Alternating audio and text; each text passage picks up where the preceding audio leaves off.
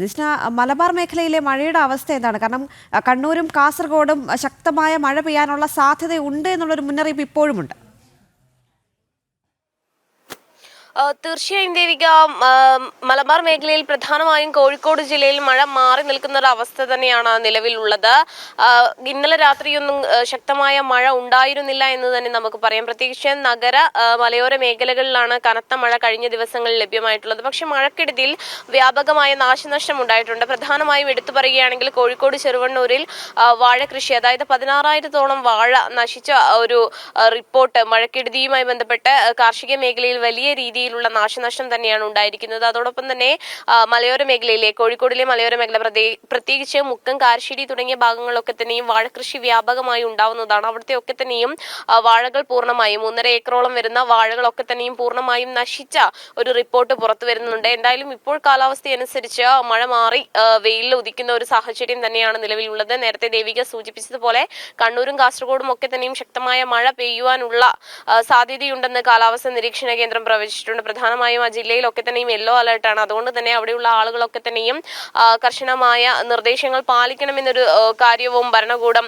പറഞ്ഞിട്ടുണ്ട്. പ്രധാനമായും ബീച്ച് തുടങ്ങിയ സ്ഥലങ്ങളിലൊക്കെ തന്നെയും ഇറങ്ങുന്നവർ പ്രത്യേകിച്ച് നിർദ്ദേശങ്ങൾ അനുസരിച്ച് പോകണമെന്നൊരു കാര്യം തന്നെയാണ് ജില്ലാ ഭരണകൂടം മുന്നറിയിപ്പ് നൽകിയിട്ടുള്ളത്. പ്രധാനമായും എടുത്തു പറയുകയാണെങ്കിൽ കോഴിക്കോട് ജില്ലയിൽ പ്രധാനമായും 3 ദുരിതാശ്വാസ ക്യാമ്പുകളാണ് ഈ മഴക്കെടുതിയിൽ തുറന്നിട്ടുള്ളത്. നമ്മൾ ഏറ്റവും എടുത്തു പറയുന്നത് വയനാടിന് സമാനമായ ദിവസം തന്നെ ദുരന്തം വിതച്ച വിലങ്ങാട് ഒരവസ്ഥയാണ്. നമുക്കറിയാം, കഴിഞ്ഞ ദിവസമൊക്കെ തന്നെ ഈ വിലങ്ങാട് പുഴയിലടക്കം തന്നെ വെള്ളം ക്രമാതീതമായി ഉയർന്നു വരുന്ന, ജലനിരപ്പ് ക്രമാതീതമായി ഉയർന്നു വരുന്ന ഒരു സാഹചര്യം ഉണ്ടായിരുന്നു.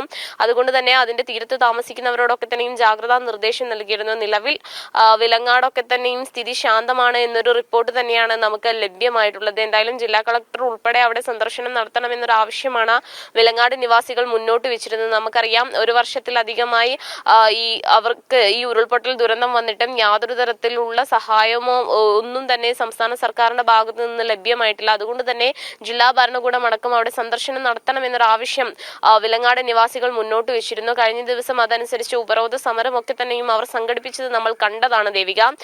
എന്തായാലും അവിടെയും മഴ ഇപ്പോൾ കുറഞ്ഞിരിക്കുന്നു, സ്ഥിതി ശാന്തമാവുന്നു എന്നൊരു വാർത്ത തന്നെയാണ് നിലവിൽ നമുക്ക് ലഭ്യമായിട്ടുള്ളത്. പക്ഷേ നഗരങ്ങളിൽ ക്രമാതീതമായി ഉയർന്ന വെള്ളക്കെട്ടുകൾക്ക് ശമനമില്ല എന്ന് തന്നെയാണ് ഇപ്പോൾ ഇവിടെ നിന്ന് റിപ്പോർട്ട് ചെയ്യാൻ കഴിയുന്നത്. പ്രത്യേകിച്ച് കോഴിക്കോടിനെ സംബന്ധിച്ചിടത്തോളം കൃത്യമായ വെള്ളം ഒഴുക്കി വിടുവാനുള്ള കൃത്യമായ സംവിധാനങ്ങൾ നടത്തിയിട്ടില്ല. മഴക്കാലപൂർവ്വ ശുചീകരണങ്ങൾ കൃത്യമായി പാലിക്കപ്പെട്ടിട്ടില്ല.